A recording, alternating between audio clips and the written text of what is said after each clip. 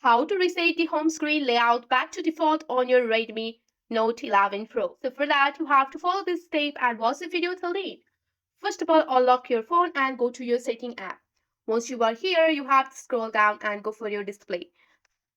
So once you are on your display here, you have to look for the setting of home screen here. So if you find the home screen option, just go for that. Also, you can find the reset home screen layout in your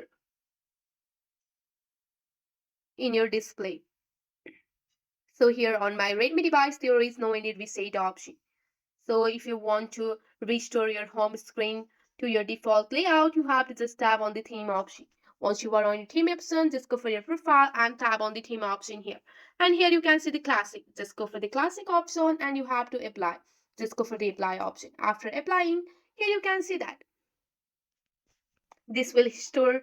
So here you can see that I have successfully restored my home screen to the default layout, removing any widget, app icon or changes. So I hope this video will be helpful for you. That's it for today. If you like this video, please hit that like button and subscribe for more. I will see you in the next one. Thank you.